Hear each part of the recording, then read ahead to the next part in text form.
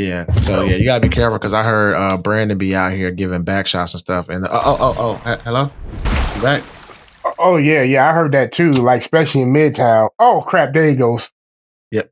As long as they're saying I'm giving them and not taking them, I'm not really offended. Just for the record. Oh my god. Damn. He's too smart, Kenny. We can't win. You found the loophole. Okay. He's been around you long enough to know that he has to beat you at your own game. Yeah. He's definitely evolved. Like it'd be times where I get shut down. I'm like, yeah, that was good. I got nothing. I can't fire back on that.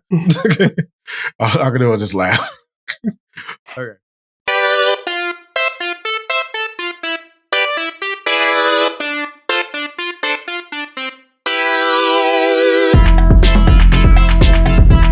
Welcome to After Playlist, the music discussion and reaction podcast. I'm one of your hosts, Terrio. And I am Brandon Lee. So, a few episodes back, I shared a tiny little 2-hour playlist.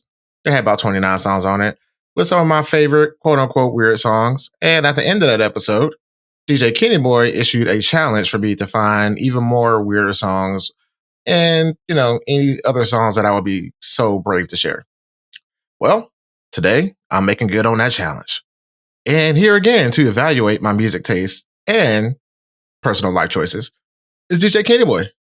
What's up? Hello to all the wonderful people out there. And get ready to have your ears completely destroyed.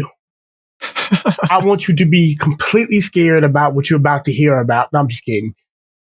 We're going to have a little fun today. Yeah. For sure. And how you doing today, Brandon? I'm doing pretty good, man. This is you definitely stepped up to the plate for this challenge, I'll say. Yeah. I'm excited to talk about it. Awesome. Good. Talk about it. You got to talk about it. So, speaking of talking about it, we're going to be referring to my weird songs on this playlist throughout this episode. And to ensure everyone is familiar, let's introduce these songs. The first song is Yeah, You Would, Diddy-Dirty Money featuring Grace Jones. Shake a Fist by Hot Chip. Devil Inside by Utada. RATATATA by BABYMETAL and Electric Cowboy. Ronald by Falling in Reverse featuring Tech Nine and Alex Terrible. Day of the Sunflowers / We March On by Basement Jaxx featuring Yoko Ono. Guns Go Bang, Kid Cudi and Jay-Z. Cricket Booty by Dungeon Family featuring Cee-Lo Green, Andre 3000, Sleepy Brown, and Khujo Goodie. We're Gonna Learn a Lesson in This Delicatessen by Obscurest Vinyl featuring Major Breslin. Alexander, the Foodman remix by Jessy, Lanza, and Foodman. Breath from Another by Esthero featuring Suge and Mesa. One Day, One Night by SuperHeavy. Letting the Cables Sleep, Nightmares on Wax remix by Bush and Nightmares on Wax. Rill by Sleigh Bells. 6 Days by Mahmut, Orhan, and Colonial Bagshot. And finally, Energy by Disclosure. If you haven't already listened to these songs yet, we have links to these songs on the playlist and our show notes, also known as the description, for your listening pleasures. I do just want to say, I'm pretty sure it's Colonel Bagshot. But that just went weird. That just went left. Well, left. I don't think it's Colonel Backshots. I'm quite sure it is Colonial, if I'm not mistaken. Well, that's how you spell Colonel, I'm pretty sure. Colonel? Where the R at? Dude, I don't know. It's one of those weird words. What are we talking about now? Because I'm starting to get confused. Maybe it is Colonel. Oh my god, my back. Yeah. I don't know. That's what I thought it was too. Maybe was wrong. And if we're right, then what? I'm not familiar with the artist. I know Colonel is spelled. Weird. Apparently Brandon is a Colonel and he's doing back shots. Yes. So are you announcing to the public your new adventure? Bag shot. Yeah. Bagshot. But you Yes. didn't say Let's- bag look. shot. You said back shots. No, I heard Bagshots too. Colonel Bagshot. Look, Look. all I'm y'all saying is do- that's how you spell the word colonel. That was my point. all I'm saying is hide your kids, hide your wife, because Brad out here doing back shots everywhere. That's all I'm saying. Okay, well, before we get into the actual episode, we have our disclaimers. Let me get back on topic here. Number one, we respect everyone's opinion, regardless of how wrong and awful it may be, or how terribly they mishear someone say something. Number two, this playlist was requested by DJ Kenny Boy, so blame him if you hated it, but thank Terrio if you loved it. I, Brandon Lee, have immunity and will exercise that right accordingly. And number three, we're just talking about the music, not the real life artist's personal or cancelable issues. As far as I know, Yeah, well, one of them we might- definitely know. we might briefly dip our toe into something like, something close to that. But in general, we try to not get stuck in the weeds of stuff like that. And lastly, if you're enjoying the podcast, be sure to like and subscribe to the podcast on Apple Podcasts, Spotify, YouTube, or wherever you get your podcasts. It's the easiest way to show your love, and it costs you nothing. So just click the freaking button and subscribe. It's not optional. Matter of fact, we're not going to talk until you click it. Are you doing it? Okay. Okay, I think they did. Because you're going to get back shots. You can get back shots if you don't. All right, let's just get weird, guys. Let's just dive in. Hey, part 2. We're doing it. Okay, so I'm gonna get into two things and then I'm gonna let y'all kind of take over and do y'all thing. So I want to give you my logic in it. So of course, I was given the restriction of don't make it 5.5 hours long. So I was like, okay, cool. So I had to limit that. And I try to choose artists that you don't hear that often anymore or haven't heard of in general, or like a complete banger. So it's like I try to get in the mix of that. And I definitely wanted to stay shy away from like I don't know, just like a given. Like I wanted to find like some deep cuts for the most part. So that was my logic behind some of these choices. And lastly, some of them I knew kind of going into it, but upon doing my research, I actually found another little detail that I want you guys to guess throughout this episode. There's 4 songs on this playlist that has a secret Timbaland connection. I will say none of these songs were produced by Timbaland, but in the story, in the history, somehow, some way, some of these songs or some of these artists have a connection to Timbaland. And I just want you guys just to guess. There's 4 of them. So 4 out of the 16 have a connection. So as we talk about the songs, let me know which one you think or which one you may know has a Timbaland connection. I want you to of, at know, least. I'm tempted to just every single song be like, oh, this is a Timberland connection. I'm not going to do that. I'm not going to do that. But I am tempted to. Resist the urge, just like how you resist the urge to do backshots. He doesn't resist the urge. Damn, that's right. I give into that one. Terrible. Okay. Okay. See, so, now I have to re-listen to this all over again to take a look at it differently. Well, the fact that you say none of them were produced by Timbaland really makes it difficult. Because then I'm like, okay, what is the weird connection to Timbaland if he's not producing on any of them? It would probably be the connection, I would think. It would be probably in the format of how it was produced. Nope. More like wide open, freak, I think it's going to be more the people have a connection to Timbaland somehow. Oh, that's a possibility. Terrio's over there pleading the fifth right now. So we're wildly guessing in the dark. I'm just saying, sometimes silence is very loud. But I do have notes on every last one of these tracks. Some of them are more detailed than others because just like any professional person / college student, you definitely wait to the very last minute to do all of this.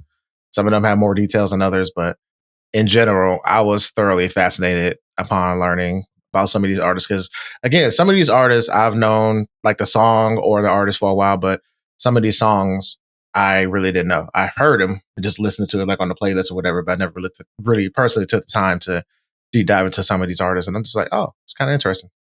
Well, okay. I think we kind of sort of touched on this on the first weird playlist episode, but what makes a song weird exactly? We can kind of. I think you want to talk about this as well, Taylor. Let's break that down a little bit. I think. Yeah. So for me, I define a song as weird, meaning it defies expectations.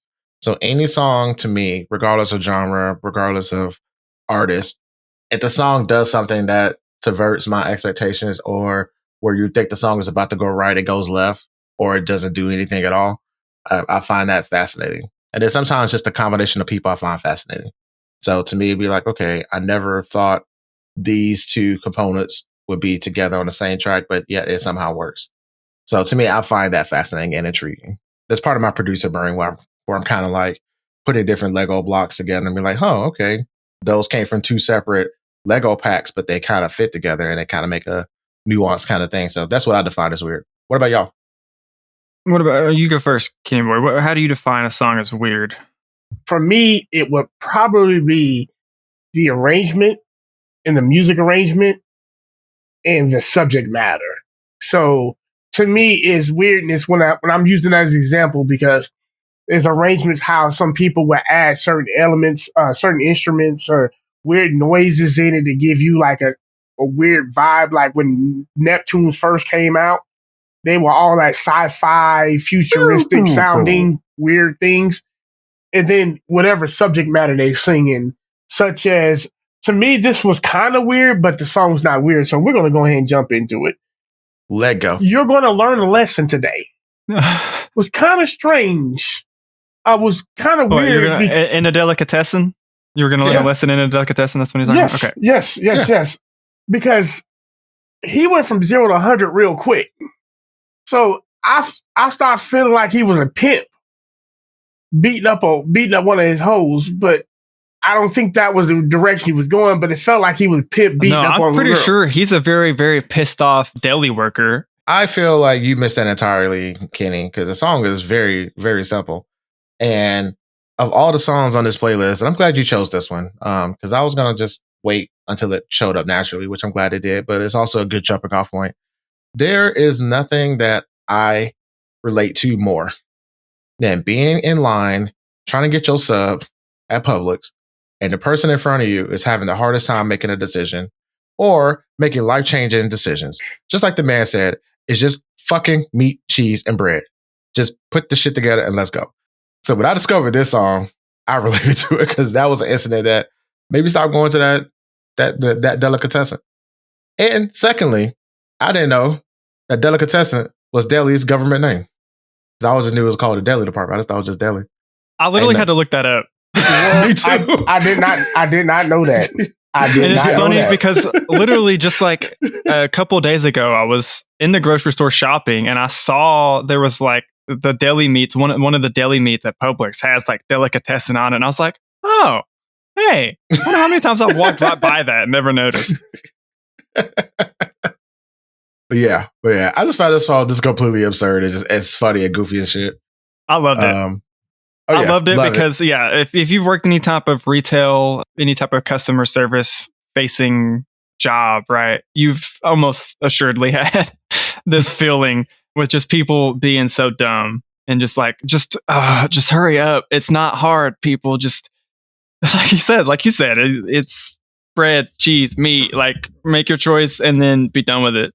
Exactly. Like some people make the simplest shit like the most difficult shit, which I can't relate to at all. Ain't that right, Kenny Boy?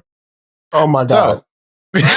So getting into my notes. So I found this the most fascinating. So if you don't know or have an inkling, this is 100% an AI song. If you don't know this or didn't catch it.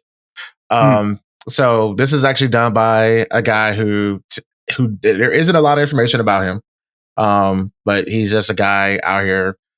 He's a graphic designer as well as a songwriter. So he writes all the lyrics, but he uses various different AI tools to create AI songs and AI music purely for the fun of it, just shits and giggles. And I found a Reddit AMA post that he did a couple months ago, actually. So I'm gonna read some of those excerpts from that for y'all about Obscurest Vinyl is who we're talking about. And the guy that's singing the voice, that's the fake artist known as Major Breslin. Major Wrestling is not real. So let's throw that out there.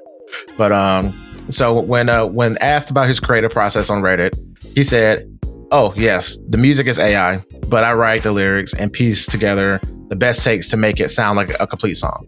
So I'll add a layer or keys or some strings here to smooth out the transitions." He says since 2017, he's been designing all the artwork himself because he is a graphic artist. So he doesn't use any AI for the art. But when it comes to the music, he just, he always made the joke of like these stupid songs. He felt like the music part was missing. So he went ahead and made the music to fit the joke.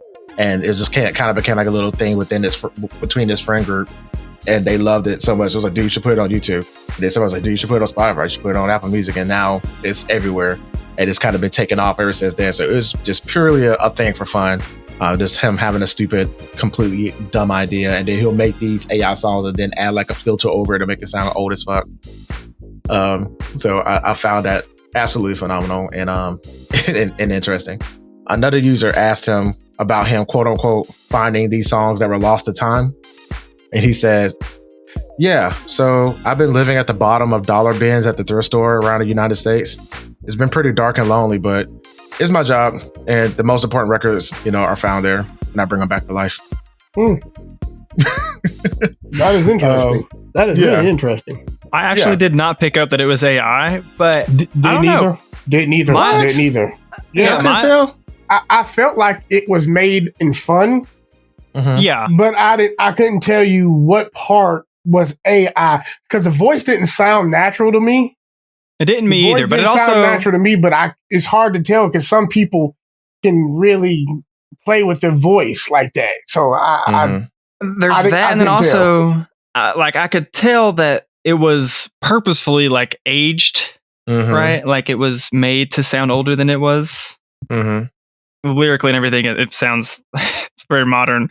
But then it has that like old vinyl effect or whatever you want to call it on it. So I don't know if maybe they just had tweaked it in some other ways like that to make the voice kind of sound off like that. I don't know if that was an intentional choice. I was actually going to ask that, like what was up with the voice, but I gotta say I think I'm okay with AI being used this way in music. This is much more preferable than like straight up copying like Kendrick or Drake or Lil Wayne and then like using AI to like write whole new songs with their voices. I think that's kind of whack, but this is fun. I'm okay with this. Yeah, absolutely. And so is Obscurest Vinyl. When asked about it on Reddit, whether or not he felt, if he had any ethical concerns about using AI, he says, "Look, I understand why people struggle with it. And to be honest, I don't have any feelings about it. Like I said before, I only use AI for music within this account, as far as like within the music and stuff, which has always been nothing but an outlet for me to goof around with. It's not my real job. It's not my real main source of income. Now, if someone were to attempt to make a legitimate career as an artist or musician by only using AI, then that's not cool." Now, and lastly, the last little two notes I want to pull from the Reddit post that I thought were crazy bonkers was when somebody asked if Major Wrestling was going to come out with a whole album. And he says, "I really want to, but it's really hard to replicate the voice." And then he actually went on to Reddit to write a whole story about Major Wrestling. So he has a whole bio. It was probably around like 8 paragraphs long. I got it summarized. I'm like, I'm not going to do that. But I'm going to tell you the story about Major Wrestling, the forgotten artist that nobody knew about until he made him. Okay, let's hear it. Okay. Major Breslin, born Marcus Jamal Breslin in Detroit in 1945, rose to fame in the 1970s music scene with his powerful voice and dynamic stage presence. His breakout hits, "You Could Use a Fucking Lamp," and "You're Gonna Learn a Lesson in This Delicatessen," blended funk, soul, and storytelling, becoming cultural sensations. Despite personal struggles, including an eating disorder and a divorce, Breslin continued to create music and advocate for social causes, particularly sandwich artists' rights. Though his later works didn't achieve the same commercial success, it was critically acclaimed. Breslin passed away in 1999, leaving a legacy of music, innovation, and social activism, and was posthumously inducted into the Jazz and Jizz Hall of Fame. What? I'm not going to repeat you to run that back because I think we all heard you the first time correctly. And I made no edits to that. That's what was wrong. that was written about that stupid ass song. But yeah, I found it phenomenal. I really like the flute.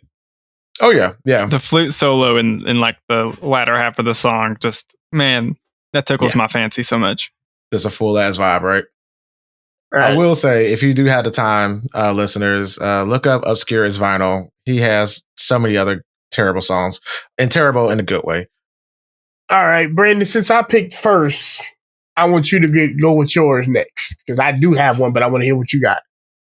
Well, like you, Kenny Boy, I also have several that I like, just infinitely loved from this playlist. I have a few that definitely I raised my eyebrows at here and there. Let's talk about RATATATA by BABYMETAL and Electric Cowboy.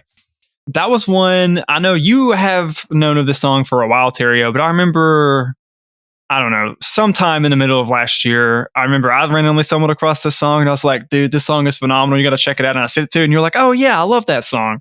Mm-hmm. So whenever I saw that it was on here, I got a little giddy. And I get to listen to it like consistently over and over again because it's such a good song. I love BABYMETAL. I haven't really listened to them a ton, but I don't think I've really listened to any songs by them that I don't like. It's just a very unique take on metal, I feel like, with like the Japanese, I think they're Japanese, with like the Japanese lyrics and, you know, that just mixed with just all of this. I don't know. It's just, like I said, it's a unique take on metal that I feel like is, you don't get very often. Kind of hard to find. Yeah, I totally agree. And I don't have too many notes on it, but I do want to significantly point out that for people who are into that genre, the genre that BABYMETAL subscribes to, they call it Japanese kawaii metal, which is like a fusion of J-pop and metal. And Electric Cowboy is a German electronic core band. Both essentially are dance metal bands. So, but I just thought it was dope that they collaborated and released a single as a joint collaboration between both artists and debuted it both at the same time for both their different fan bases. So Germany and Japan got together and did dance metal. It's great how it makes you want to like bang your head and like be out on the ground or right on the floor dancing at the same time. Yeah, like mosh pitting and like doing it's like it's weird how it balances giving you both of those feelings so well. Mm-hmm. Love it. Yeah, I would. Yeah, I definitely have to agree on that one. Yeah, I love how they did bring they brought two different styles together and made it fun, but kept it, try to stay to the roots of heavy metal, which I thought was kind of interesting how they did that, because I was kind of like, you know how usually when you see people do something like that, it just sounds commercial, it sounds like phone. Yeah, forced. This one just really seemed like they really either came in the studio together and actually created that, or the planning and the ideas with whoever did the beat and the instruments itself. They had an idea from the get-go, so bringing the other ones in wasn't that hard, but it was definitely one of the ones I would consider very weird, because when I'm listening to it, I'm like, what the crap am I listening to? Like, this is weird. Like, it doesn't hurt my ear, but I'm confused why I like it.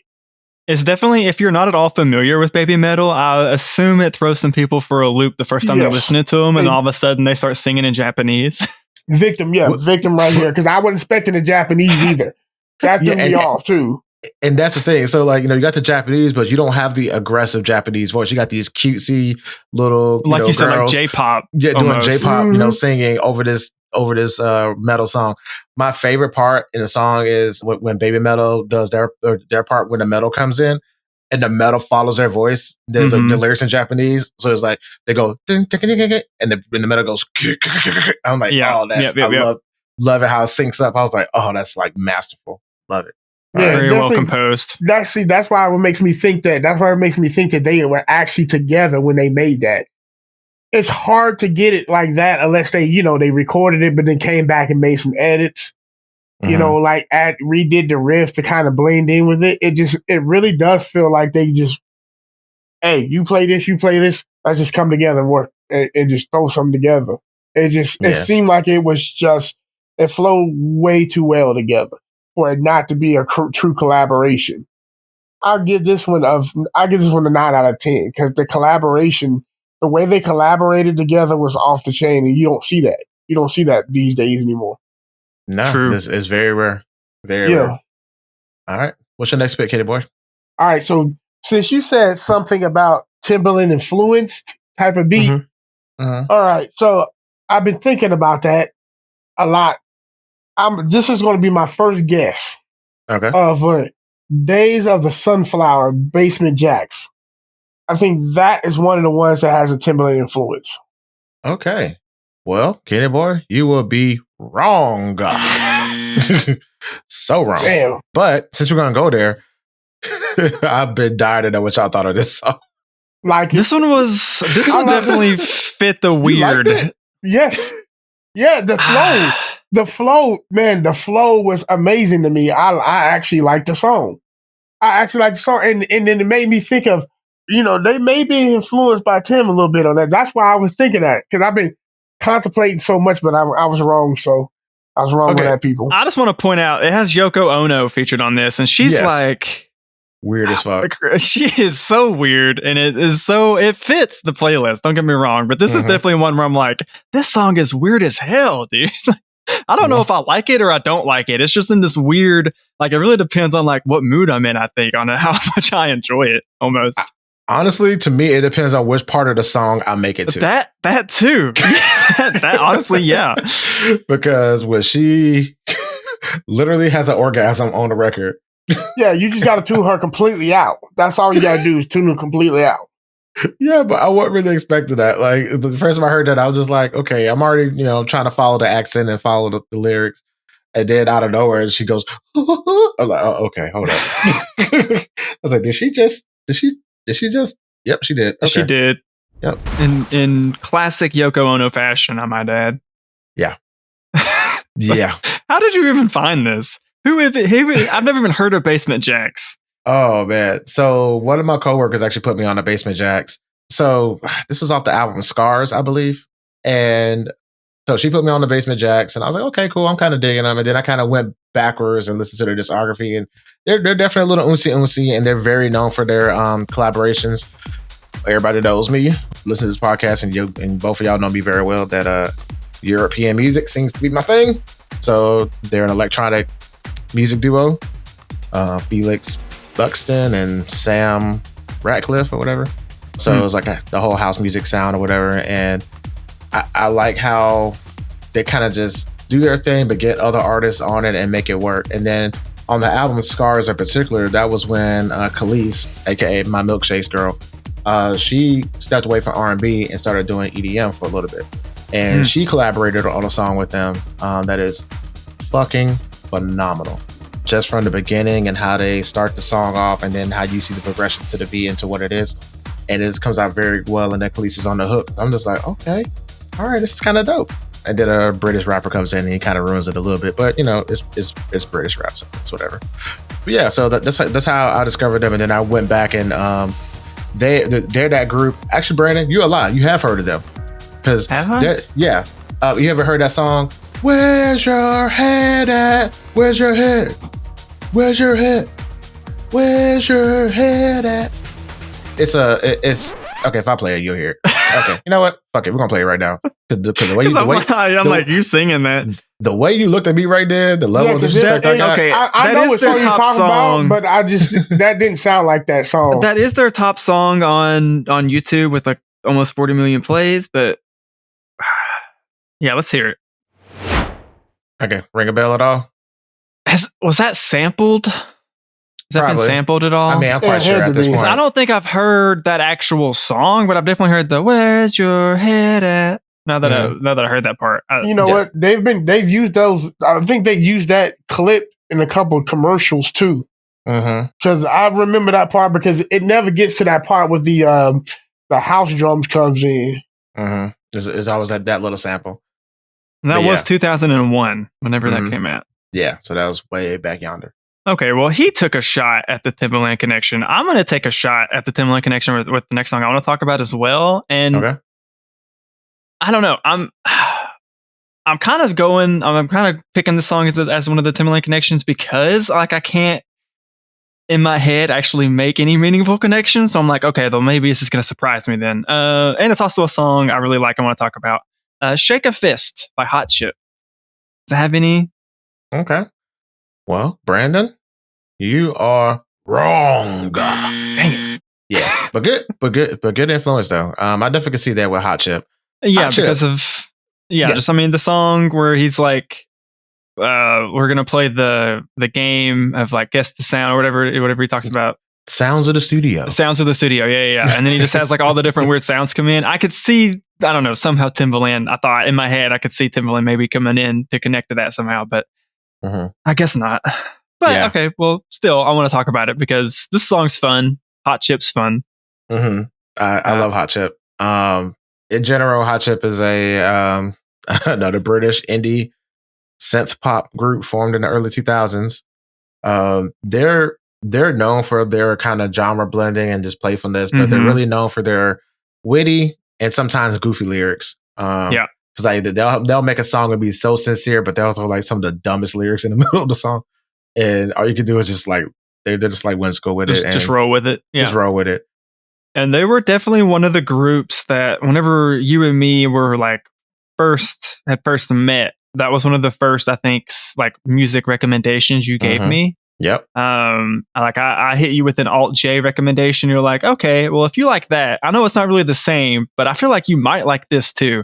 And you sent me like, I think you just straight up sent me the link to Hot Chip. And it's like, just anywhere, just pick a point and just start listening. And, pretty much. I don't know why. I've kind of forgot about them in the last several years, but yeah, they're definitely great. I need to listen to them more. And this song just reminded me of that so much because it's weird, but in like a fun, awesome way, not weird in the Yoko Ono way. Yeah. This is definitely weird. And she's got her own different type of weird. So she's got her own bracket. You're right. Yeah.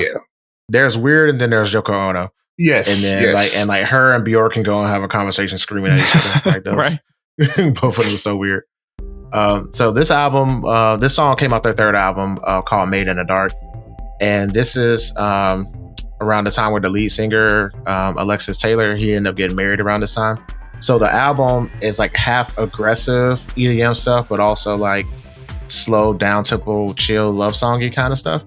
And I was kind of wondering, like, why does the album kind of feel that way? Because it kind of oscillates between like just hardcore, just and then just simple guitar, strums, bass, and like just real, just sultry kind of songs.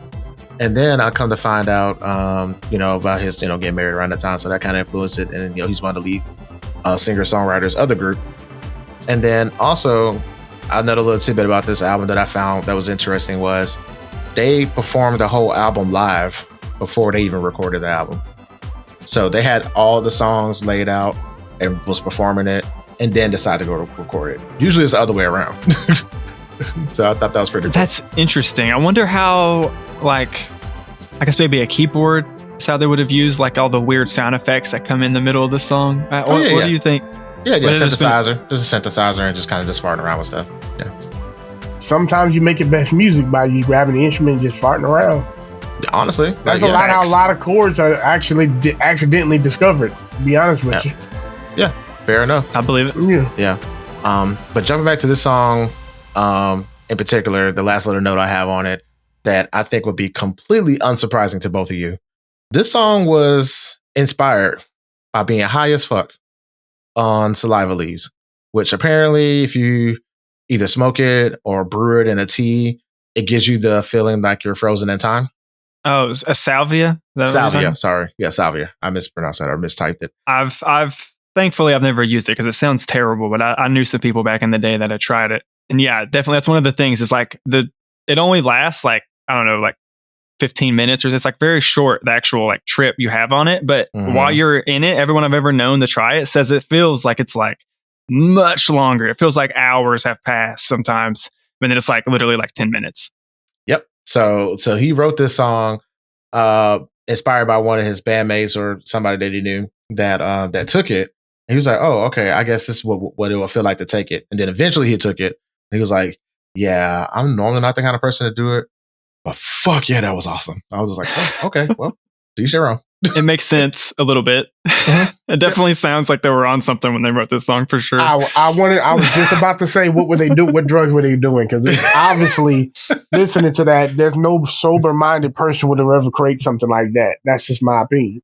I mean, but like, could be 100% wrong, probably 100% wrong. because there's so much music undiscovered. That's what makes this podcast so great. Yeah, absolutely. And then Kenny Boy, I'm not sure if you listen to more Hot Chip, but like you see, like on this song, as crazy and aggressive as it is, with him singing in that high register like that and kind of smooth over that, like all their songs are like that. So like that's how they sing, and I just like it's so good because like imagine that register over like a smooth ballad. It fits over this crazy EDM. Let's just smash everything in the studio and make a song and hit record and play a game in the middle of the damn song. Like who does that? Hot Chip, apparently. Hot Chip does it. Apparently, yeah, with the name Hot Chip, it kind of makes sense. Honestly surprised that wasn't that made me think. I was kind of going that way too, Brandon, with the Timbaland influence on that one. Mm-hmm. Okay, but then I said something y'all told me to back off. Yeah, y'all are really overthinking it. I'll give you one last hint. Timbaland didn't produce any of the songs, and nor it's a connection based off solely on production. I said, okay. If this next song don't get it, then I don't know what you're talking about. Yeah. Okay, I don't know what he's talking about right now. You making stuff out of his go ahead and ass. say it. okay, that's fair. What you got? So I'm going with Breath from Another. You cannot tell me there's no Timbaland influence as that beat switches up and the way those chords were played. Okay, that's your final answer. Yes. You sure about that? Yes. Well, you are right, but not for that reason. Okay. So the reason you're right is I didn't know who the fuck Esthero was until she guested on Timbaland's Shock Value 2 album. And she was on a couple of songs that he did. And I was like, who is this chick? So I did my little research and went backwards, and I was like, holy fuck, this chick's been making music since the late 90s. Hold up. This chick isn't black? Is this not a 90s song? This song is. But like, Okay. but I was talking about the Timbaland song that I heard her on. Oh, Like okay. on the Shock Value, because that was like late 2000s, late 2010, somewhere around that. And I was like, oh, like who is this chick? So I thought she was like a new signee or whatever else. And then I went back and did my research, found out she was making music since the 90s. And then I turned to find out that she's a pale white chick from Canada with red hair. And I was like, I did not have that vision at all based on your voice. That's surprising to me. Yep. Yeah, that's surprising to me. Yeah. So, but this song in general, Breath from Another, Esthero featuring Suge and Messa. Suge and Messa are the people that did the rap in the middle of the verse, middle of the song or whatever. Esthero been making music since the 90s, and she's often referred to as your favorite singer's favorite singer. So like she inspired people like Nelly Furtado. Like Nelly Furtado looked up to her. Okay. Coming out. So she does like a lot of behind the scenes stuff and has done some stuff. Is Nelly Furtado Canadian? Yeah. Okay. She's Canadian Portuguese. Okay. Yeah. Because you said that, and I was pretty sure she was. I just wanted to fact check myself. Yep, most certainly. But in doing my research, her real name isn't Esthero. I thought it was Esthero. I thought that was her real name. It'd be a weird name. It is. Fair. But her real name is Jeannie Bay. So not even close to Esther. Not even I was close. thinking like, is it like Ethel or something? But or no. Esther or something like Or that. Esther, yeah, Esther would be good too. Yeah. So basically, like the name and the group originally started out as a duo. So it was her, Jenny, and her producer, a guy named Doc McKinney. So it was both of them together, and they were both known as Esthero. But they have since like split up. So she retained the name, and Doc went on to do his own thing, and he's had some mild success. He's worked with Drake, The Weeknd, and Florence and the Machine as a producer and guitarist over the years. And Esthero, she's been singing and released a couple albums here and there, but not necessarily a household name. But again, she's your favorite artist's favorite singer or whatever. So like a lot of people in the industry respect her for her work and her craft. The album is also called Breath from Another. So in doing the research, it was very hard because I was trying to find stuff about the song specifically, but it just kept referring to the album. I'm like, okay, I know about the album, but I want to know more about the song.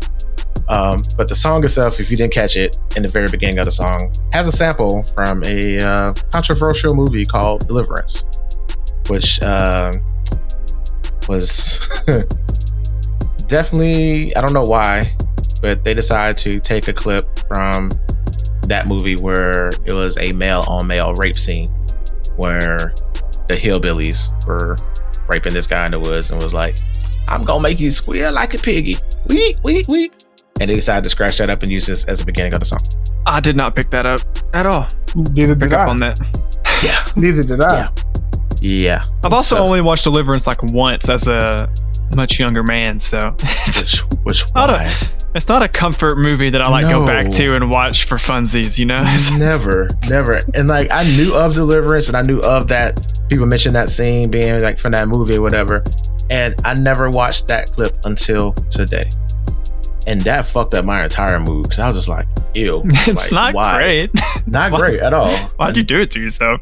I mean, for research and for the podcast, just in case we talk about it or go down that rabbit hole. But glossing over that, like I said, Esthero's been making music for a while, and the album Breath from Another, for all intents and purposes, it was pretty much a flop.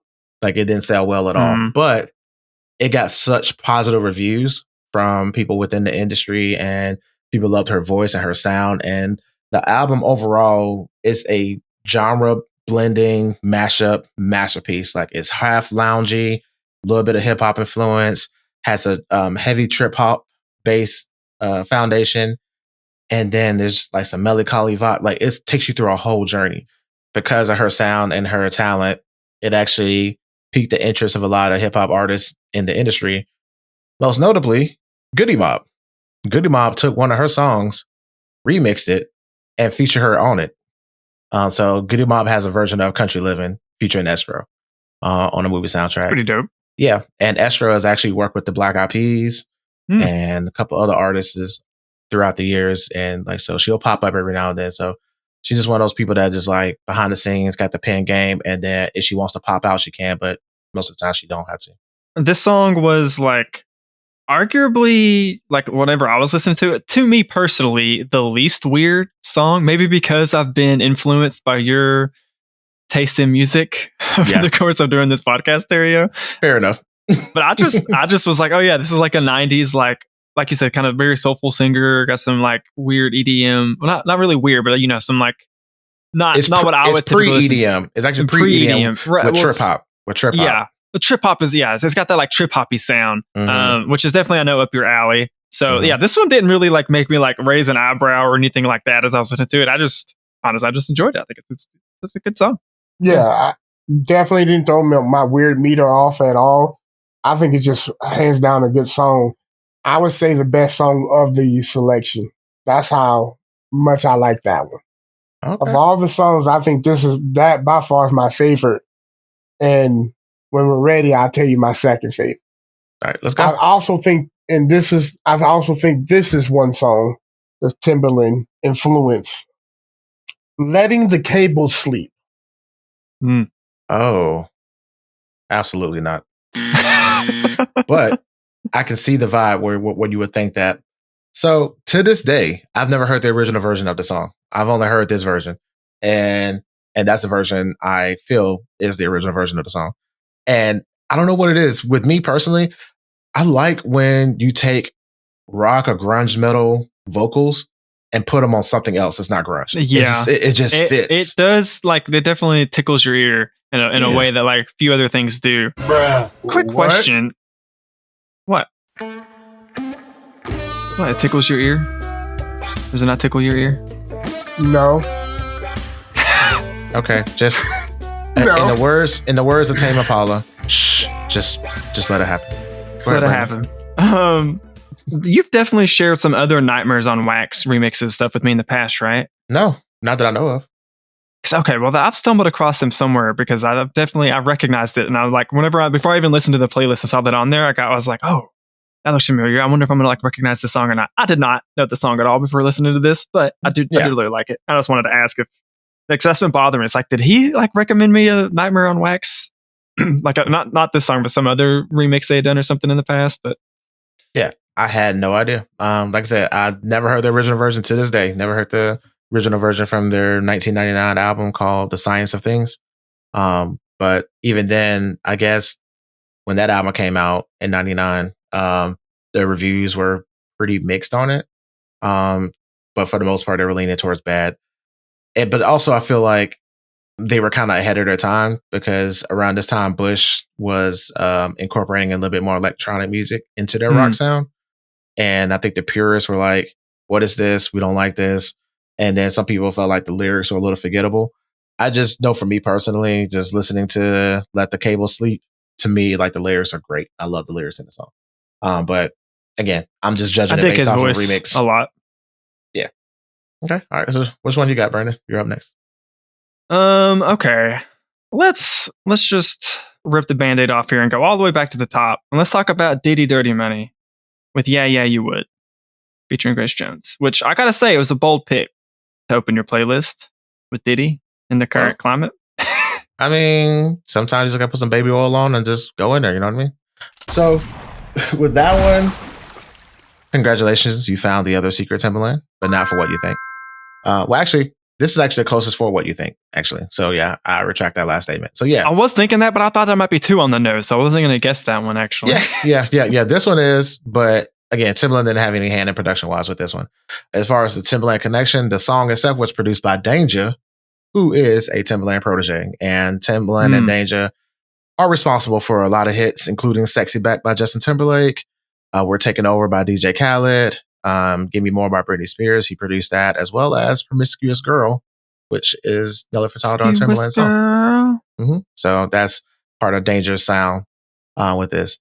And a little Easter egg cameo that people may or may not know. I think he's credited on it, but I'm not really sure. But the song is opened up by Swiss Beats, which is like another producer / friend of Timberland's.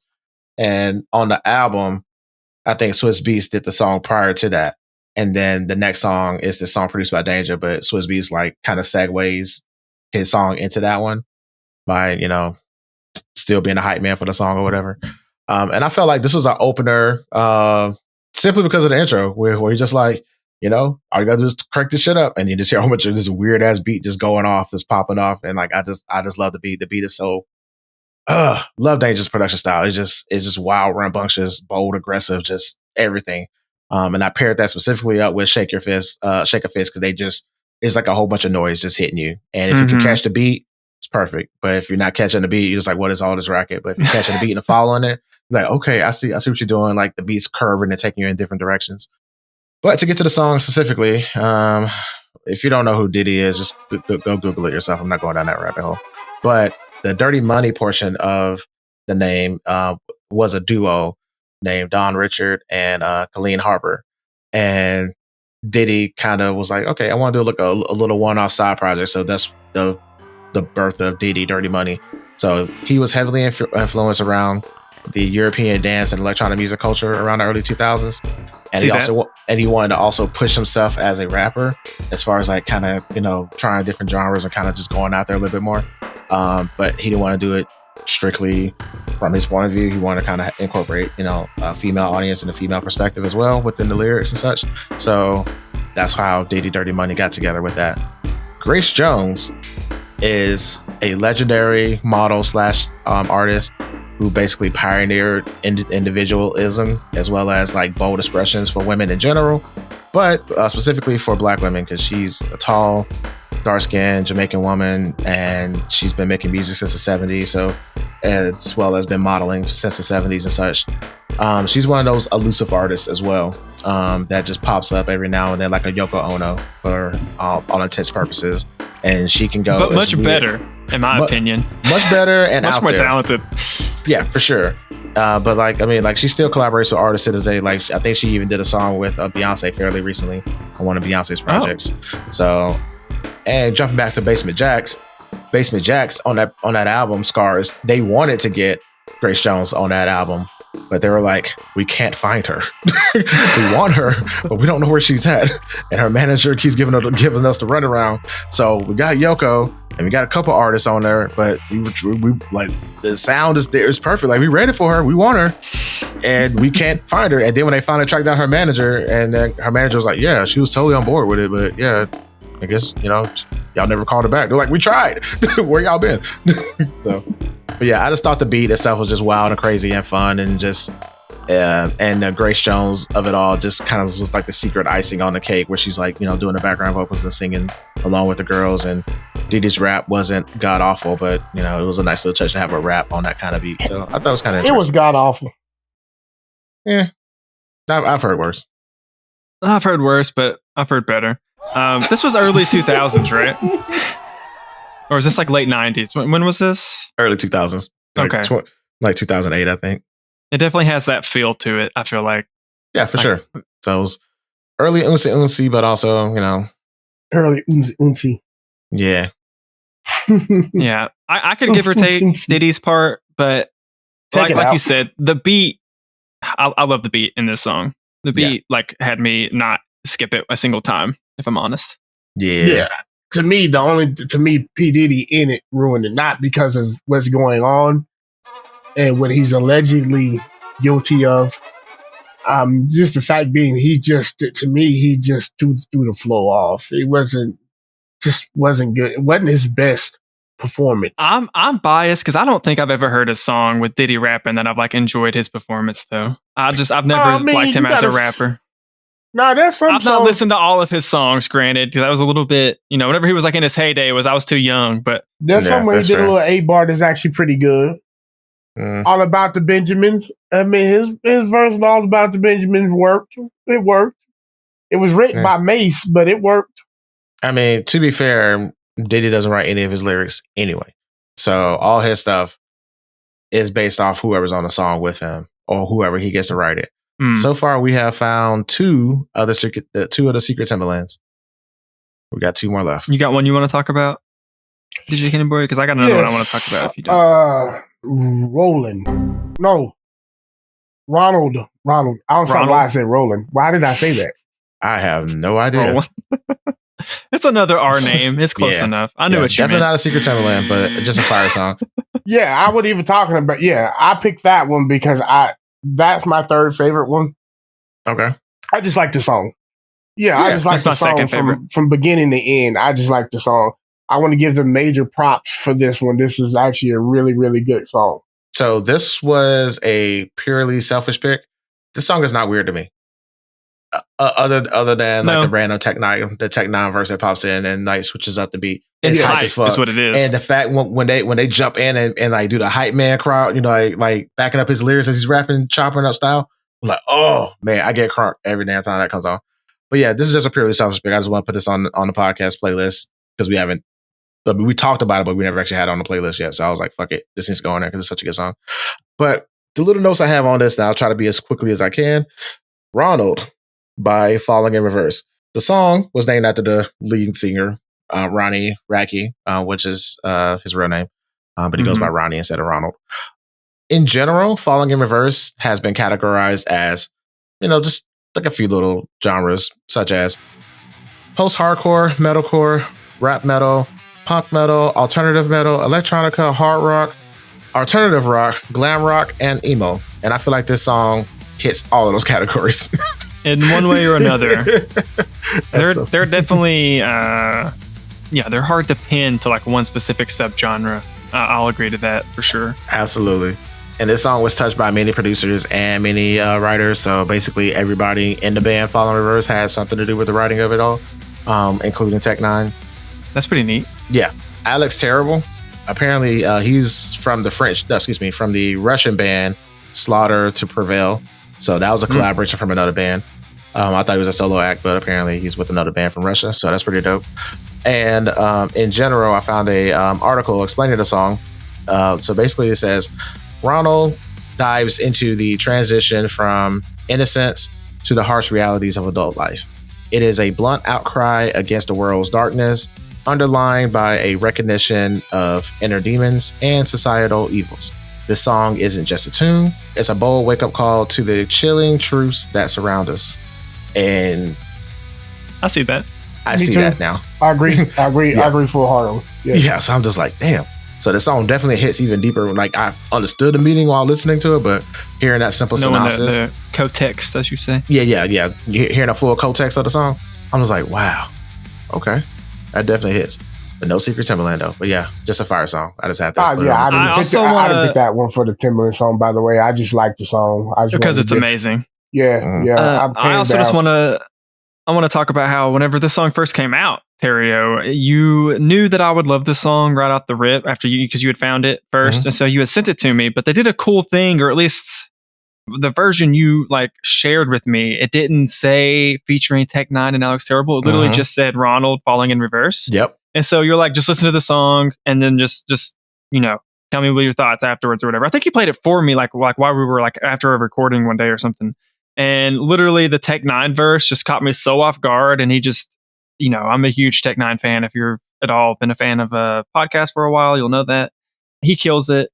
Like, I remember the moment where I'm headbanging, and then Tech Nine comes in, and then I just start like my headbanging like switched up because of the flow being so different. That shit was funny. Yeah, that's exactly what happened. Because like I was sitting here just watching you respond to it in real time. You put that stank face on. I was like, hell yeah, it deserved it. It was so good. And this is definitely a song that has since then. It will occasionally just pop up in like my super mix playlist and whatnot. So I also was happy that you put this on as like a guilty pleasure pick for this playlist. Okay, well, one I kind of want to talk about that I liked. I don't know if this is another one that I kind of didn't, I don't know. For me, I didn't get too many like weird vibes from it, but Alexander, the Foodman remix, Jessy Lanza. I did like that you put a Foodman remix right after You're Gonna Learn a Lesson in This Delicatessen. Just that, the playlist set up there, that by itself made me chuckle every single time. You're welcome. But I did dig this song. It's a nice like electronic. I didn't go back and listen to the original. I don't know exactly what the original sounds like, but Foodman remix is pretty dope. Okay, what do you think of this one too, Kenny Boy? What I think about it is, I hate to say this, but no, if you don't like it, it's cool. No, I hate to say this. I think again, you hit a home run on this one. Something about this song. He hates to give you props, is what he's saying. Yes, I have to. I hate it to the core of my soul. I promise you, it flowed. It's almost like it's like what Brendan was saying. Just to add a little more, it's like coming from that song right into that, the transition and the change and the tempo and everything like that. It's almost like you purposely made it that way, like you're making a mix CD or mixtape to jam off to. Had that song been in any other spot, I don't think it would have went over well with me. I'm inclined to agree with you on that. Actually, it's just like you set that song up so it can literally be. It's a segue, like accented or something like that to set it aside from everybody. Brandon called it. It's a segue. It was intentionally a segue. Yeah, it was because it literally. Because for me, like You're Gonna Learn a Lesson in This Delicatessen is like it's very humorous and it's very just like every single time it would crack me up, but like I wasn't really like I don't know because of that being more comical. I wasn't really like listening to it with like my like really music ear, right? And then this just comes in and it like I said, it segues mentally me back into like, okay, no, I'm actually listening to music, not just funny songs right now. So it segues me back into kind of that mental mindset. I think I 100% agree that if it was anywhere else on the playlist, it might not have hit quite like it did. It's a very good point. That's awesome. It really brought. I think you really shined. I don't know if you intentionally did that, which we're going to say. I'm pretty sure it did. Yeah, by doing the way you did it, it really did bring that song out. Because can they chime in or put the comments in somewhere? Comments. Absolutely, yeah. Put your comments on it and see if you guys felt the same way we felt. Because just curiosity is now taking over because I think we got something here. So I want to hear from the podcast listeners and tell me what you guys think. Okay. Yeah, that was definitely, I got to give Brandon props on catching the segue. Also, I got to give Brandon props on catching the other secret Timberland connection. Woo. So, but I picked both of them and neither one I even mentioned Timberland whenever I picked them. I'm the one that said it's like a setup for the other one. He just said segue. I did all the work and he said the word. He picked the song, Alexander, Foodman remix. Oh yeah, he picked the song, but he did not say that it was set up for the other one. Like I said, that I brought that out. Okay. Anyway, Brandon, congratulations on catching the. I'll split the credit with you, Kenny Boy. We can share it on Black History Month. Black History Month. Right. That's what we doing. This is what we doing. Yep. Brandon has colonized this point. Yes, it's all his. Wow. Okay, so and I'm here for it. I'm co-signing there. I'm gonna be in the house. You be outside. Okay, so Too far? Okay. All right. So the secret Timbaland connection on this one is Jessy Lanza, who is a Canadian electronic producer, songwriter, and vocalist. She actually cites that Timbaland and Missy Elliott was her early influence on songwriting, as well as other artists like Janet Jackson, Paula Abdul, Evelyn Champagne King, and the late Yellow Magic Orchestra, which is a Japanese electronic music band from the late 1970s. Never heard of them.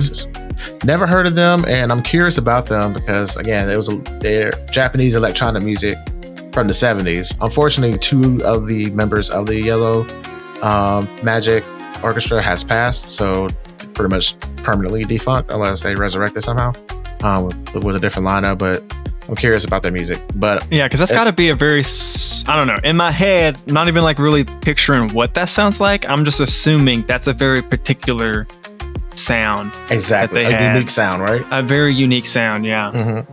Yeah. So I found this song. It just appeared on one of my random chill playlists, and I was like, okay. Like every time the song would come on, I would kind of just instantly just start vibing with it. And then I loved her vocal range. And then upon doing my research from her about her, she also even cites that she studied jazz and she listened to singers like Aaliyah, which was and her vocal range is up there in the soprano range with Aaliyah as well.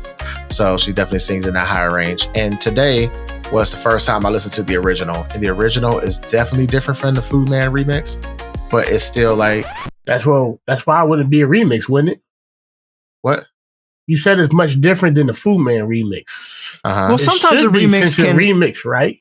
Sometimes remixes can still like very much like harken back to the song they're remixing, and they just, it's a more subtle change. See, that's not then that's not a remix thing.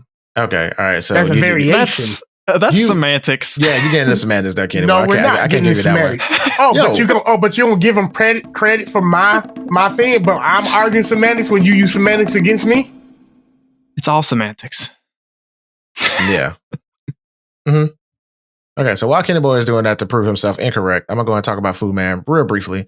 I didn't know anything about this guy. Apparently, Foodman is an electronic producer and DJ from Japan, and he specializes in a genre called footwork, which is basically a derivative of house music, juke music, as well as like Chicago house sound. So that's what the Japanese guy is specialized in. I just find it, and the reason why, again, I'm not saying these locations to be racial, but I'm including a lot of the locational stuff mainly because I want people to see how music is worldwide and like how music transcends all of that. And I just find it fascinating how Jessy Lanza, a chick from Canada who is my age, grew up on the same music that I grew up with and loved, Timbaland, Missy, and grew up with Evelyn Champagne King and all the classic artists and such, and was also influenced by Japanese electronic music growing up as well. And this is like a white chick from Canada. And it's like, and she's out here making music and singing high soprano and like doing her thing. I just thought it was wow. Music is like just such a global connector of people. Mm-hmm. That just is another check, in the proof that that's true box, in my opinion. Exactly. Transcends all race, religion, genre. Yeah. Everything, Mm-hmm. People just love good music. If it's good, they're gonna listen to it. They're gonna support you. That's what I'm come to understand. Exactly. I am dumbfounded about a lot of the stuff that you found as well.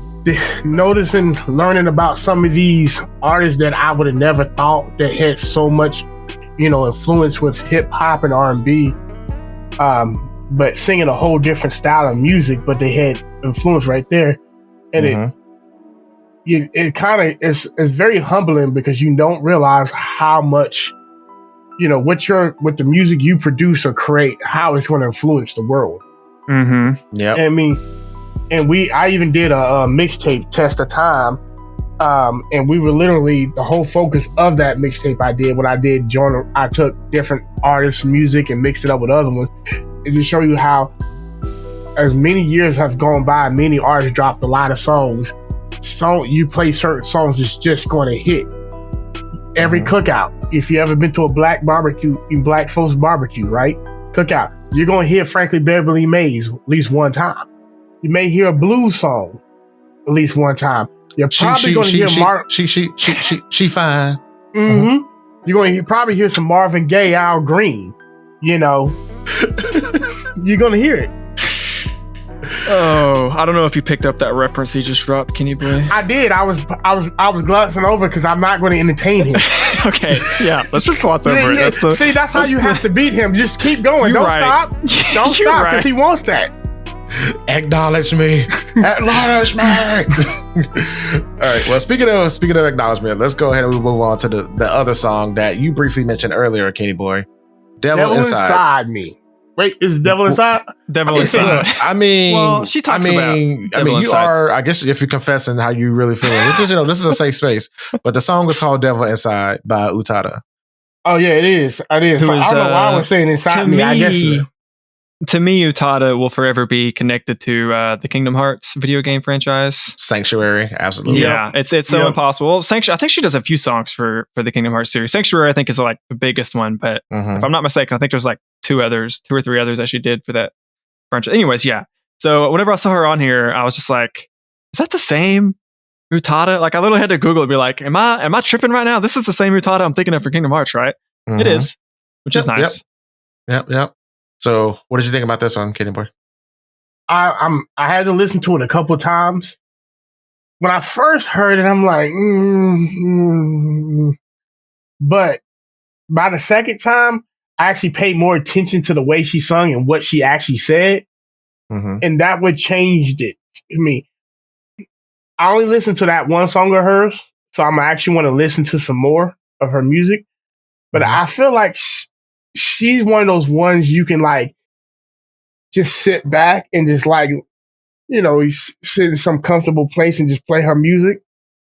Something about her is that my DJ mind is taking over, and it's like the woman's fire. I think the way she did "Devil Inside," I love the story. It's like it's almost felt like she was kind of telling the story to me. Yeah, she was for sure. My DJ mind is kind of going crazy with her. I can see her taking her vocals, right, and moving it to like a soulful R&B or soul sound and creating a whole new flavor with she's that talented song. enough. She's got the voice to do that. I think she does do that, kind of. Yeah, I think she's just flat out amazing. I'm going to be honest with y'all. Yeah, she is. And just like how you said, Kenny Moore, how you can take her vocals and put over like a soulful R&B kind of sound. Yeah. That's exactly what Timbaland did. This is the last secret Timbaland connection. So, segue for that ass. Yeah. So, okay. So this song came from, let me backtrack. So Utada, she is a Japanese pop star, been making Japanese language music for isn't she Japanese American though? Japanese American, but she did a lot of Japanese language music. She does, but I just want to point out that she was like born, if I'm not mistaken, I think she was born in America. Yeah, I believe so as well. But a lot of her music was fuck yeah. Sorry. All right. So like a lot of her music was in Japanese that she released. It was. And she blew up as a pop star. This song came from her English language debut album called Exodus 04, which her team and the label enlisted Timbaland to produce a few songs for her. So on this album, Timbaland did probably about 4 or 5 songs on it, and it is as Timbaland as you can get. It's just the whole Indian sound and the bass and all that stuff, and she kills it. It's phenomenal. She didn't blow up as I felt that she would, but that's when I first discovered her. I didn't know because I'm not a gamer like that. I'm gamer adjacent, but I'm not a full-on gamer. So I found Sanctuary and the Kingdom Hearts music after the Exodus 04 project. So that's when I was just like, okay, who's this Japanese chick that Timbaland's working with? And I heard, people were talking like, oh, this is going to be great. It's going to be great. Her vocals are amazing. And then I heard the songs that she did with Timbaland. I was like, okay, these are fire. And then I listened to the album and then Devil Inside came on and I was like, hold up. I know Timbaland didn't produce this one, but I like this. And it was a nice little blend because I'm used to unsi, but I wasn't used to the kotos and everything else being mixed in with that. And then how it's a very nice mix is a super cool mix, and then it's subtle, and then like towards the end where it gets, you still got the uns layer, but you still, I feel like the whole band is coming in at the very end, and they all just kind of just gets together, and everybody's just like having a good time and just fully vibing, and it's just a full on experience, and I love it for that. And I wanted to give a shout out because again, it's not, at least during this time, because this came out in 2004, so during that time that was revolutionary for me. But now it's becoming more commonplace where people blending genres and such. Now that things are more accessible, but I still haven't found another one of these. As far as like, it's pretty unique. Yeah. Very unique. Yeah. So this song peaked at number 1 on the dance charts back in 2004, and makes sense. This song was also a family affair because her dad produced the track for her. Aww. Oh, so, that's even dope. I do think both of her parents were like in the music industry, right? Remember reading that a long time ago. Yep. Her dad is a music producer. That's amazing. That's pretty awesome. And I also want to say again, I feel like your placement of this song on the playlist was pretty perfect. Right before Baby Metal? Right before Baby Metal, but then also right after Shake a Fist by Hot Chip.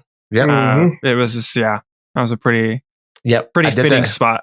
I did that intentionally because I was like, okay, I want to segue into these metal songs, but I wanted to kind of make it a transition. Then also after hearing Yeah Would, and then Shake a Fist, it was like a lot of noise. So I was like, okay, let's kind of give your ears a break for a minute. And then with Utada being Japanese, and then going to Baby Metal, and kind of with the fake out, because you think it's going to be another unsi, then it goes metal. And then it goes metal. Full metal with Donald. So that's how I was like, that was the logic and the placement of that. That was actually very well good. done. Very well done. Yeah. So, good job, Brandon. Way to put that list together in a way where it sounded amazing from first song to the last. I know you're trying to dig Terrio, but I did not put a single song on this playlist, sir. Yep. It was all Terrio. Moving on. Okay, moving on. I want to talk about, this is a song that I love everything about this song except for the chorus. The chorus just makes me cringe. And I'm sure you do. It's Crooked Booty by the Dungeon Family. Just Crooked Booty. Is this an actual dance? Dude, it's so... Why? Do the crooked booty. Do the crooked booty. I'm like, shut up. Stop saying that. It's so, I don't know. It's like, it's just... I love all the artists on here. The performances are great. The beat's amazing.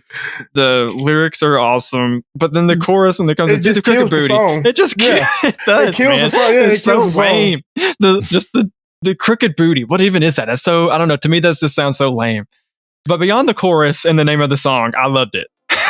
To me, this one is like, I love it, but hate it at the same time because again, the chorus makes me want to jump out of a window. But I like it because they didn't make a typical chorus. They had fun with it. It's like it's like they're being playful in the chorus, and they're making it fun because it's proven fact. The dumber and sillier something is, the more you remember it. And then you get it stuck in your head and you keep singing it. So intentionally, they're brainwashing you with that. So there's also there's something to be said about intentionally doing something dumb, but like the artistic side of whatever you're doing that's dumb, you just do it so damn well. So it's like all these artists are so amazing at what they do. So like their performances are great, as they always are. But then just the mixed feelings on this one for me. I love everything, but the chorus took me out. Every single time he'd come back and do the crooked booty. I'm like, oh, shut up. Well, let's get back to the verses. All I'm saying, there's a lot of crooked booties out here walking around. What does that even mean? Explain it to me, please. I'm so confused. Yes. Now you have to explain it to him, Terry. Okay, I can. So actually looked it up on Genius just to see what the overall consensus of what people define the crooked booty. And the crooked booty is described as a dance in this song, but it also refers to a way of life defined by having nothing but caring and just going with the rhythm of music and life in general. The way I look at it is like the crooked booty. When you dance and you ain't shaking your ass, something is wrong. Like you stiff as fuck. So that's why I kind of interpret it as, okay, do the crooked booty. Shake your ass gonna just be loose. You're gonna be, hip gonna be over here, arms flailing over here. So your butt ain't straight. It's gonna be crooked. Because you're doing what you're doing. So that somewhat makes sense. That's the thing I get. Can I tell you what I thought it meant real quick? Like your crack was like horizontal or something? Yeah, I thought this was like a scoliosis type PSA or something for a minute. Well, I mean, wow, you went way too deep in that one. You went way too deep in crooked that. booty. I'm like, okay, if it's like way over here, that means you got a crooked spine or something. Like, what's going on? I would say for the younger crowd, for all those who don't understand what crooked booty is for black folks, we're talking about Taylor Swifting. In the song she said, we should make up the moves as she goes. Okay. So you're just gonna randomly get out there and do whatever.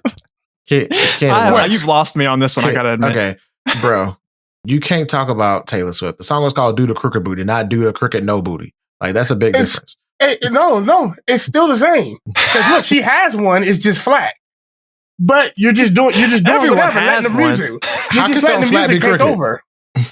But you're just letting the music take over and doing whatever. You're making the moves up as you go. I'm trying to relate something new to all those ones who may not understand what an older song like that is. I'm trying to use a new reference. That's all. Maybe could came up with a better one, but Taylor Swift is really popular right now, so I'll use Taylor Swift. I'll give you that. That's somewhat valid. That's fair. I just don't want to think of Taylor Swift and Crooked Booty at the same. I didn't want to say which that hold up. one. Yo, could you imagine if Taylor Swift did a cover of Crooked Booty like she did September? Yeah. Can you imagine that? Yeah. No, because it would be acoustic and slow and dry and terrible. That's like the worst cover of all time. Everybody do the Crooked Booty. It would be so sad. It would be so bad. It would be so depressing. Anyway, terrible segue, but also on point as far as what I'm about to say now. R.I.P. to Rico Wade. So he was a founding member of the Dungeon family and such, and had a heavy influence on this entire family known as the Dungeon family. Overall, this album was super critically acclaimed from anybody who loves Outkast and loves the Dungeon family and loves Southern hip hop in general. It flopped so hard. It only peaked at like 78 on the top 100 charts in 2002. I wouldn't say that's a flop. They're in the top 100. They're in the top 100, but it flopped in the sense that a lot of the alleged hardcore fans don't even know this album exists. And this album was literally like everybody from anybody within the Dungeon family, including the second generation of the Dungeon family, was on this project, and every song was a banger. The production was done by Organized Noise and Earth Tone 3, who basically has handled Outkast and the Dungeon family's entire discography over the years. So if you like any kind of music coming from Outkast, these guys are doing it. And then Sleepy Brown, who did some vocals on this track, he's also a member of Organized Noise, the production. So he's always been behind the scenes producing these songs, and he comes from a whole line of a musical family as well. So it just kind of bums me out slightly that this album didn't do as much as well as it should have, because you would think, Goodie Mob, fire, Cee-Lo from Goodie Mob, fire, Outkast, fire. Okay, let's put them all together, and then it just kind of just sizzled out.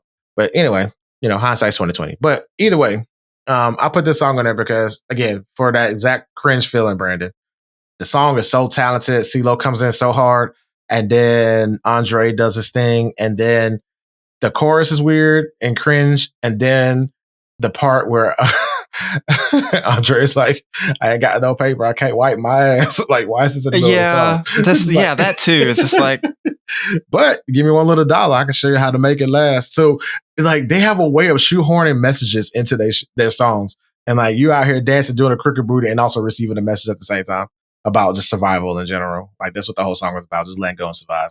So, I thoroughly enjoyed that. I somewhat enjoyed it.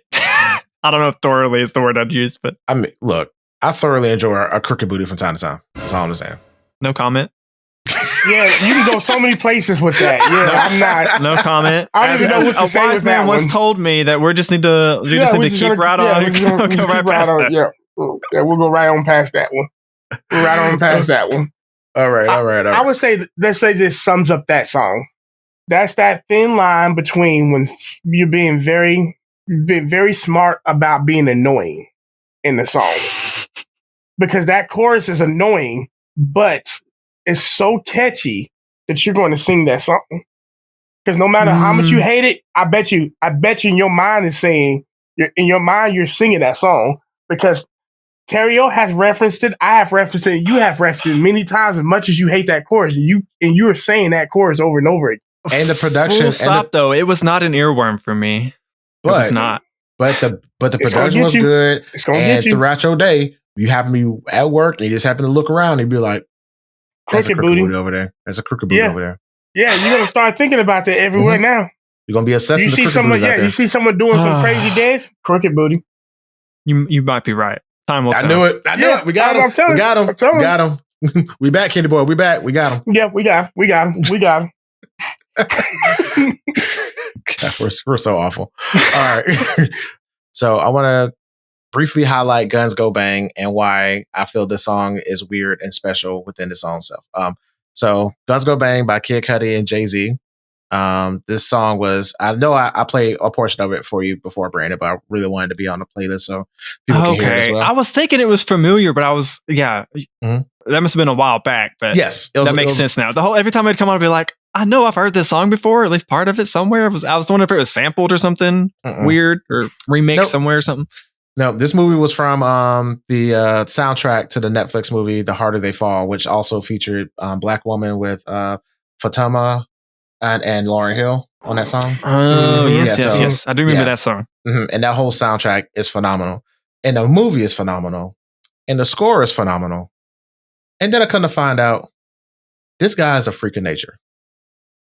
James Samuel. This man is the most hyphenated person of all time. He directed, wrote the screenplay for the movie, did the score for the movie, did the movie soundtrack, produced this song along with the entire soundtrack. He did all of it himself. I now understand what you meant by hyphenated. Yeah, like for one person, wild. That is completely wild. And I'm just like, facts. I mean, we all been there. Facts. It is so nuts. And then I understand when you're in a creative process and sometimes you have to wear multiple hats, but to wear the entire inventory of hats. Yeah, right. That's crazy. No one else wore a hat. He just wore all the hats at different times. So it's like, that's crazy, dude. And I found a quote from an interview that he did regarding why he felt the need to compose as well as, he wrote the damn movie, directed the movie, and then doing the score for the movie, and then turn around and produce the songs for the soundtrack for the movie. He said, I've always thought composers come on to movies too late. Composers are hired when the movie is shot and also in post a lot of times, and that's too late. A composer will inform the script and the director. A composer will inform where you should place the camera. Composers are close to the film, as close as a filmmaker as you can get. If your director understands melodies, he will view where to put the camera differently, and if he can speak to the composer of that script stage. So in general, I don't believe a composer should be given the finished painting to compose to. They should start composing at the script stage. And that goes back to something that we discussed early on in the instrumental impact, as well as something that you and I agree with, Kenny Boy, is the music will tell you what to say. So, and tell you what to feel. So when you, and also something that we spoke about on the video game podcast as well. Yeah. Music can change an entire feeling when you're consuming another art form. You can feel fear. It can enhance different emotions and all of that. And it's crazy to be in that mindset. Like, I'm directing, but my other brain is like also like, okay, as this person's walking in, I can hear the music when they're coming in. Okay, I'm gonna go and put that music in at this point here. It just makes the process a lot easier and more synchronistic. Synchronistic. Okay. Thank you. That's a big word I was trying to use. But yeah, so I just find that phenomenal. And then for that guy for Mr. Samuel to be here doing all of this by himself, like he just blew up the whole mold. Like Not saying be greedy and take everybody's job because but at the same time, that is a feat that I wouldn't want to put on anybody because directing is hard enough. But I do definitely like the few movies that I know where the music and the score and the soundtrack was incorporated, like as a part of like building the story, like you said in that interview, like from the jump, like it makes a noticeable difference.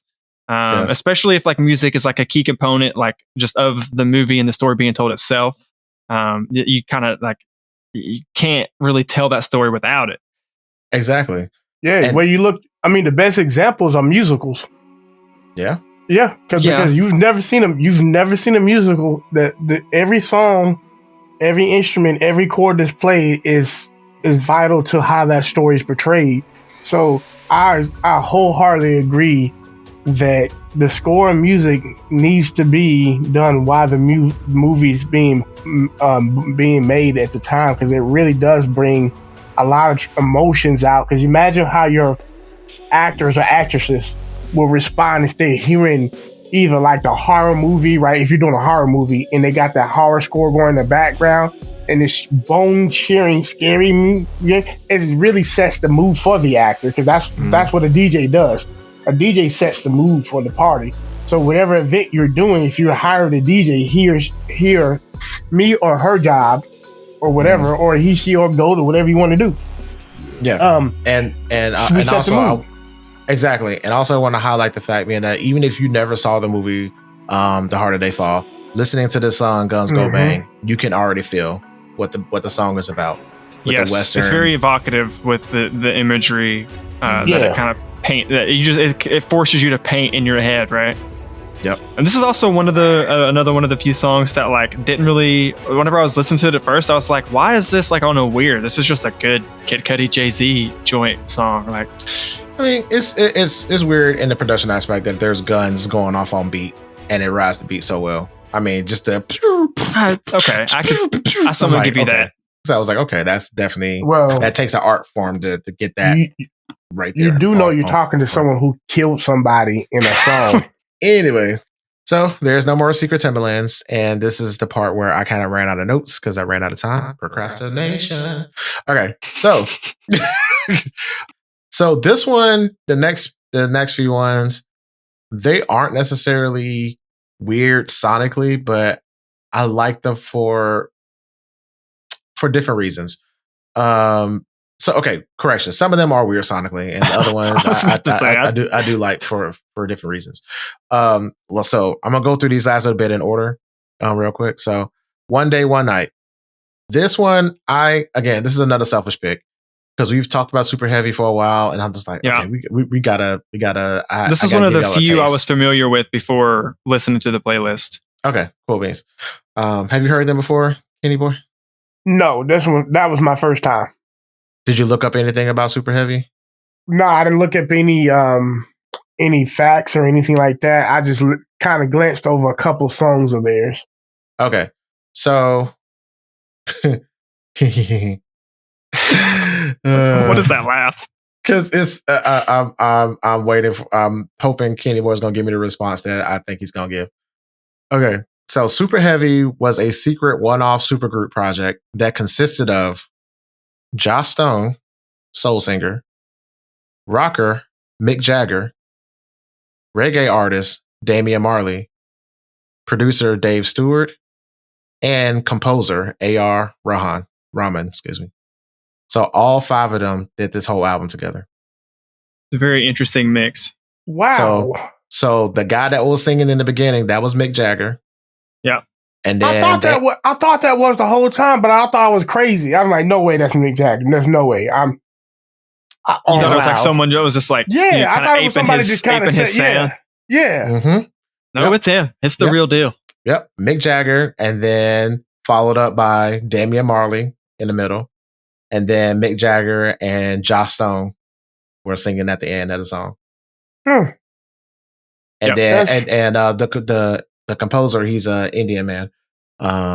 So that part after Damian Marley's verse, where it kind of had the little string section, that was an Indian influence sound. So throughout the album, there's reggae influence, there's soul influence, there's a little bit of rock influence. And then if you pay attention sonically to the song, it's the same beat throughout, but when Mick Jagger's doing, you hear a rock part.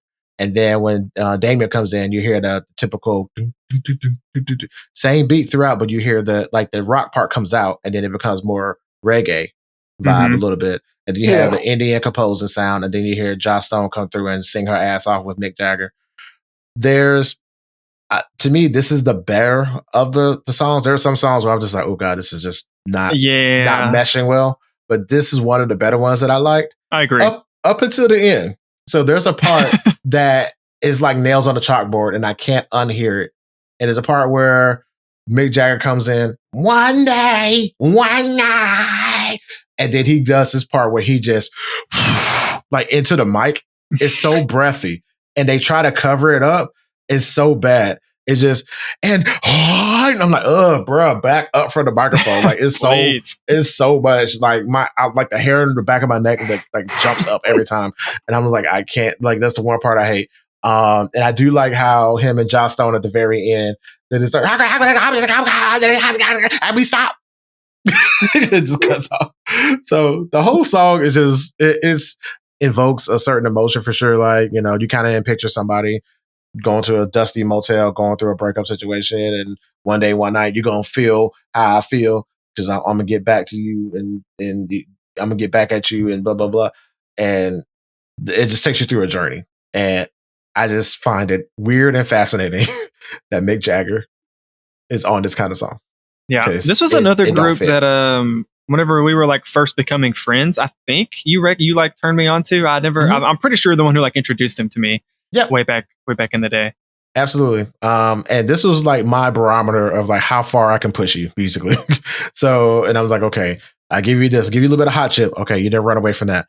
Let me give you this one. Okay, you didn't run away from that. Let me give you super heavy. And you're kind of like, it's not bad. I fuck with it. I'm like, okay, we're bros for life now. So, I mean, I gotta say, I'm pleasantly surprised. Damian Marley, I'm not surprised because he has done that a couple times. He has worked with different artists from Nas to other people and came together like that because he loves music. The Mick Jagger one is really shows me the growth of music. To see stuff like that and see it unfold with legends doing it, you know, Mick Jagger will always be a legend in his craft of what he did. And then, then you mix Damian Marley, who's a legend in reggae, following his dad, which is hard. I wouldn't have to follow behind him, and then you have the R&B plus the Indian flavor. I mean, that shows you, like we were saying earlier, it's just that how music brings everybody together. Yeah, the great connector. They created a whole new style of music to bring everybody together. It's just not one person. It's not just hip hop and not just R&B, classic rock or what have you, or reggae or reggaeton or whatever they want to call it at the time. Dance hall. It's just a bevy of good music. I like it. I love it. That's what I stand for. Yep, absolutely. Yeah, so, good job. Good job. I'm glad I put that on the list. Yeah, I'm glad you put that song on Terrio's weird playlist. Yes, I did. Yes, I did. Wow, sounds like a backdoor prop stealer to me. Can't really. Okay, so the next one, I will admit, this is the one that I ran out of time to do a lot of research. But then when I was trying to do research, I couldn't find a lot of information on. And I feel like, Brandon, you may know more about them than I do, but Sleigh Bells and Rill. Okay. I don't really know them at all. I liked the song a whole lot, but yeah. So the only thing I was able to find before recording today was that they are American electronic music duo. Shocking. Alexis Cross and Derek Miller. And there seems to be like a lot of debate on what the song lyrics is about. So I kept going down an endless rabbit hole of like people debating what it is. So there's the teenage angst of it all, but then and there's some people trying to code the 16666 thing, and then people were fixated on the 666 part from, being, I guess, for the people who are biblically minded, that being like the mark of the beast or being affiliated with the devil.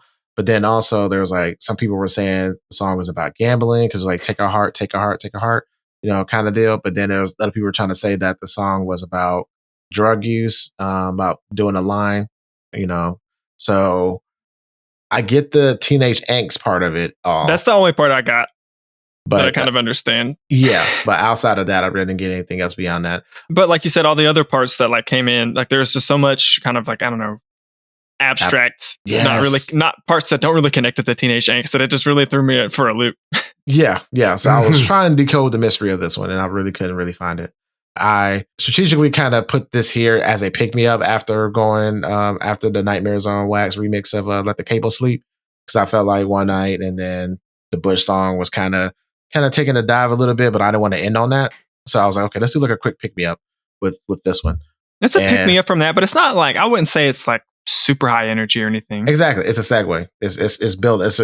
It's turning the tide. A segue. Yeah, the word of the day is segue. Segue. Can you use it in a sentence? Can you spell it? Because we don't know how to. Okay. I'm not gonna, but I can. Damn, he's too smart, Kenny boy. We gotta get him out. We gotta get rid of him. He's out here spelling words. He's out here giving back shots. Like we can't keep up. That's too talented. Oh my god, my god. So that's what it says on my resume. Back shots are the talented. Yes. God dang it. The next ones. Okay, so the next song is 6 Days by I believe it's pronounced Mahmut, Orhan. Well, I had that all wrong while I was pronouncing it. Yeah, I think again, clearly I can't speak or read, so take that for whatever y'all want. Listen. This is also where Colonel Bagshot comes in. Colonial Back Shots. By Brandon Lee. The full song title. But the little detail I was able to find out about him was Mahmut is a Turkish electronic DJ producer. And this song samples a song from Colonel Backshots from it's a song called 6 Day War. And this band was like a one-hit wonder from the late 1960s. They came out with maybe 5 singles, but they only had one album.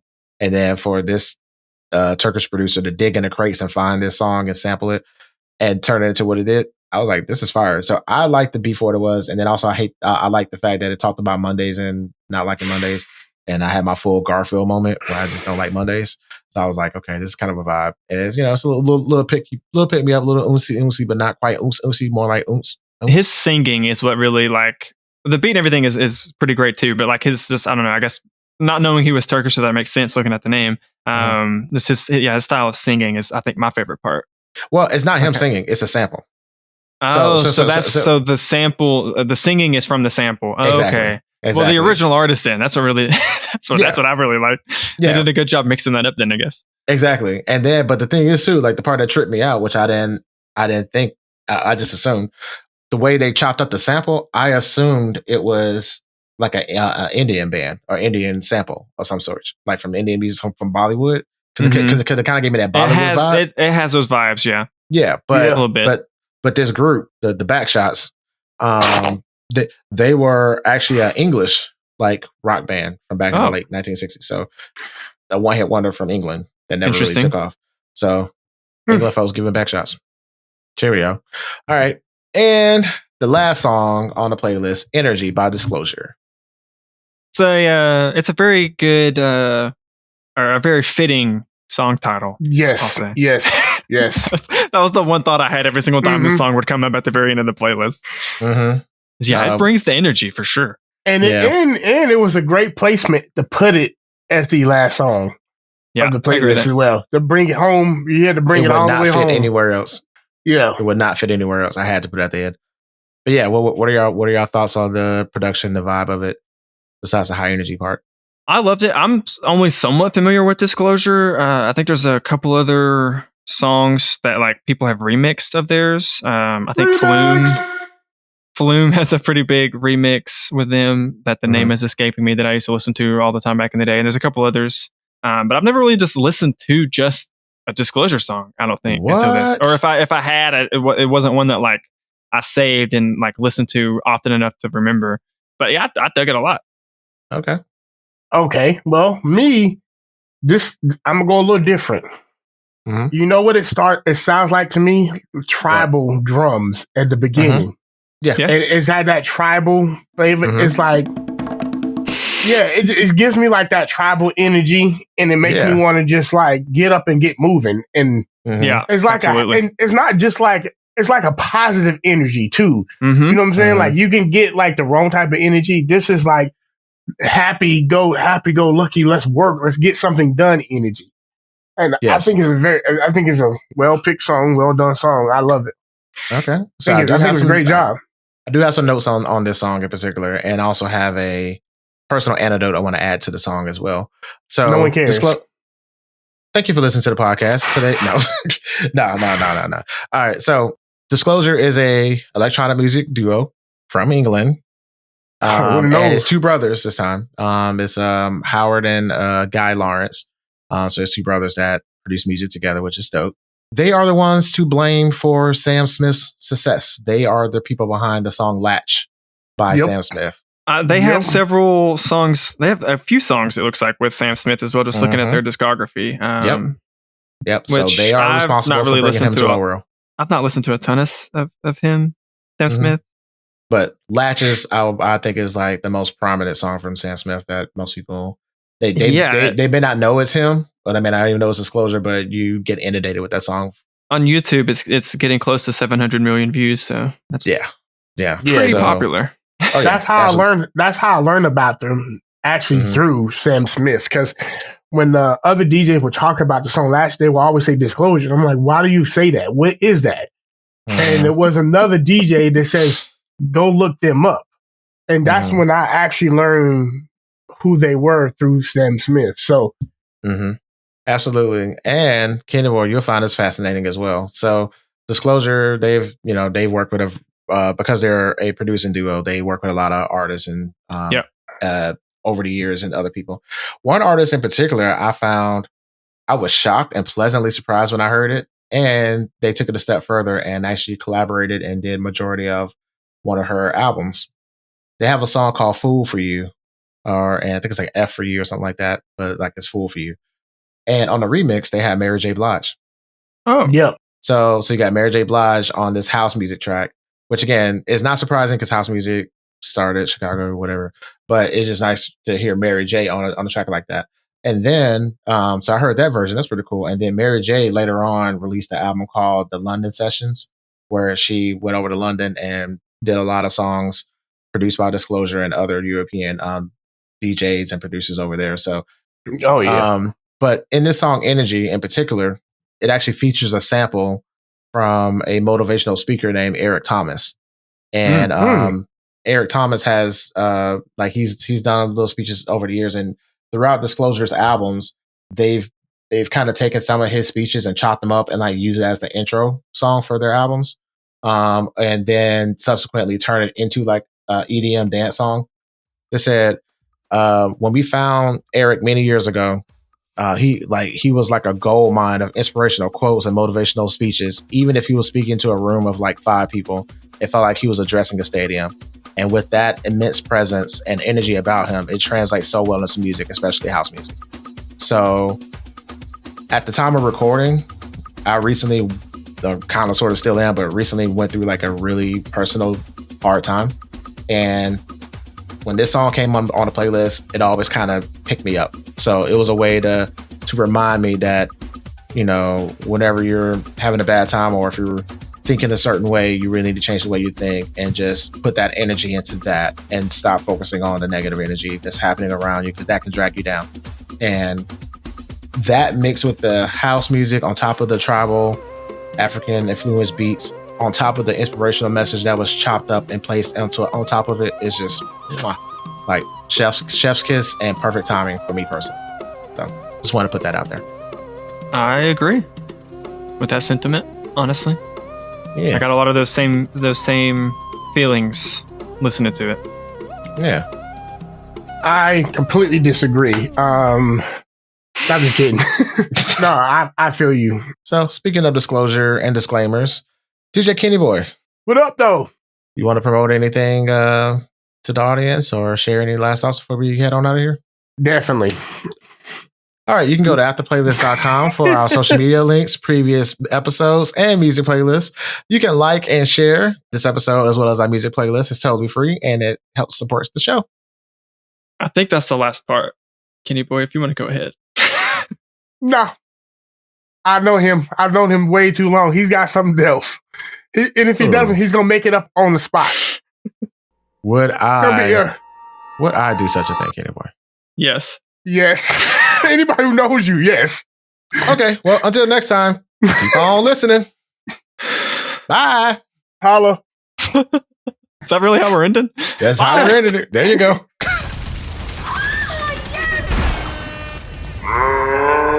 Black Giraffe made this. Oh my god, my back.